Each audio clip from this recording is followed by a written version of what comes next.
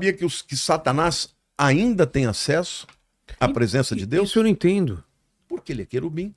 Mas ele não perdeu quando ele caiu? Ele perdeu a glória, ele perdeu o propósito, mas o livro de Jó diz, duas vezes, que um dia Deus reuniu todos o seu exército de anjos e quem apareceu lá? Satanás. E Deus fala, o que você está fazendo aqui? Não, eu estava rodeando o mundo. E eu estou aqui. E aí Deus começa a conversar com ele. Você viu meu servo Jó? Como ele é justo? Como ele me louva? Como ele é extraordinário? Aí o Satanás fala, eu dar tudo para ele? Por isso que ele te louva. Eu quero ver se o senhor tirar tudo dele, se ele vai te louvar. E aí, naquele momento, Deus começa a provar Jó. Deus fala, você pode tocar nele, você só não vai tirar a vida dele.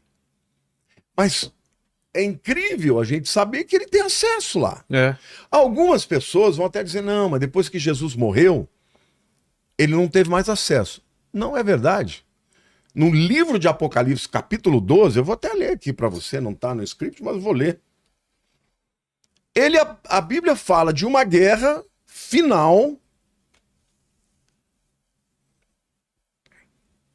Quer ver, olha?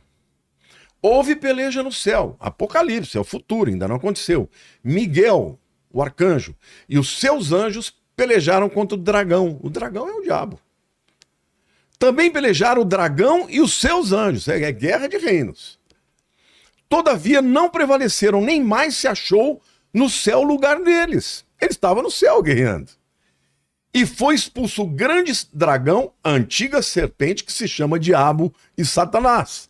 O sedutor de todo mundo, sim, foi atirado para a terra, e com ele os seus anjos. Então ouvi grande voz do céu proclamando, agora veio a salvação, o poder, o reino do nosso Deus e a autoridade do seu Cristo, porque foi expulso o acusador dos nossos irmãos, o mesmo que os acusa de dia e de noite diante do nosso Deus. De dia e de noite. Ele vai lá para dizer, ó, Vilela, olha o que ele fez, olha o Lamartine, olha lá, ele faz isso de dia e de noite, ele tem acesso ainda. Mas quando acontecer essa guerra, que é bem na metade da grande tribulação, ele vai ser expulso imediatamente e nunca mais vai ter acesso. E aí o texto continua dizendo, olha, foi expulso o acusador dos nossos irmãos, o mesmo que os acusa de dia e de noite, diante do nosso Deus. Eles, os irmãos, né? Pois o venceram por causa do sangue do Cordeiro e por causa da palavra do testemunho que deram. E mesmo em face da morte não amaram a própria vida. Por isso festejai aos céus, e vós os que nele habitais, ai da terra e do mar, pois o diabo desceu até vós cheio de grande cólera, sabendo que pouco tempo lhe resta. Sabe como é que a gente vence o acusador? Pelo sangue do Cordeiro, aquilo que Jesus fez na cruz, e pela palavra do testemunho. Então, Vilela, quando o inimigo vem acusar, a Bíblia diz, se confessarmos os nossos pecados, ele é fiel e justo para nos perdoar os pecados e nos purificar de toda a nossa injustiça.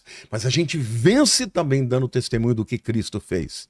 Então, ao invés de você falar, estou ferrado, não tem chance para mim, não, Senhor, eu pequei, mas Jesus morreu na cruz por mim, os meus pecados foram perdoados, eu estou limpo na presença do Senhor, e dessa maneira a gente vai vencendo enquanto não chegar esta hora final em que Deus falou, agora basta, agora você não tem acesso nunca mais, sai daqui você e os seus demônios.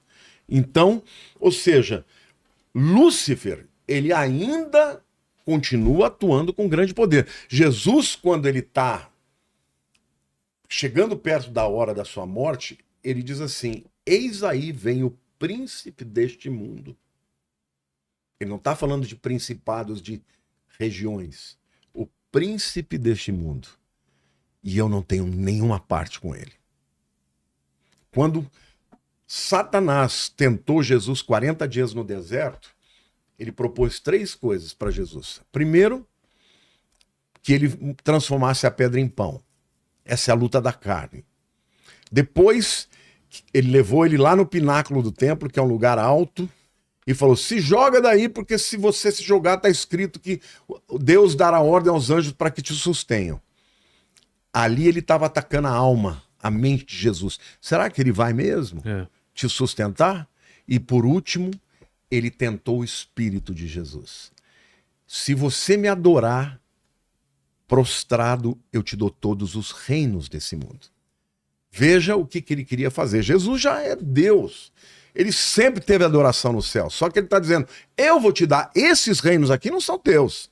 São meus. Os reinos desse mundo. Jesus não falou, não, esses reinos não são teus. Jesus só falou, só o Senhor teu Deus te adorarás.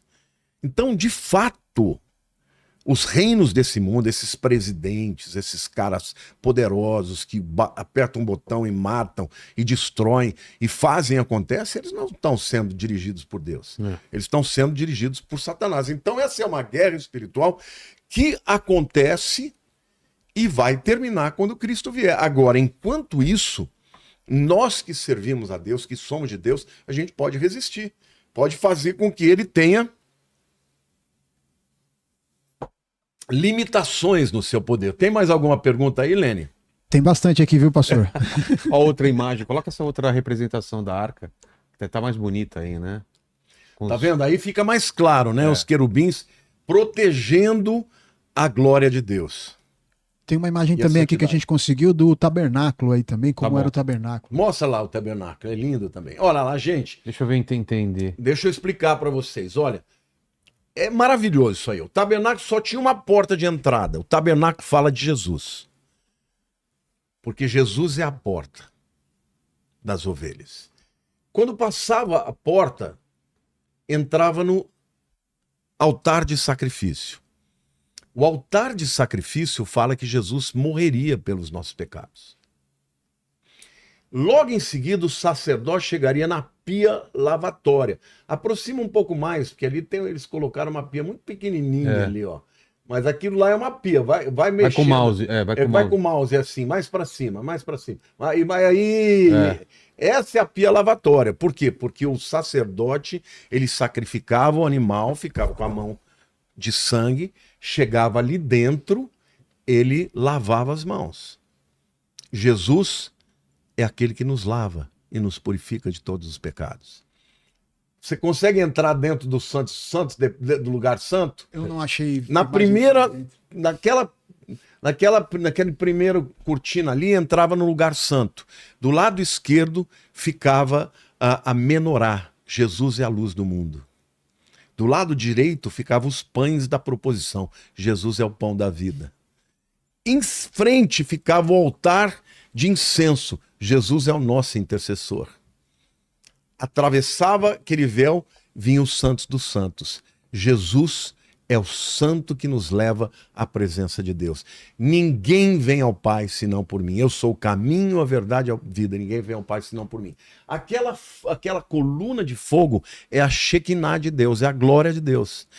Ela vinha sobre os santos dos santos e a voz de Deus muitas vezes era ouvida. Ah, é? Era. Imagina.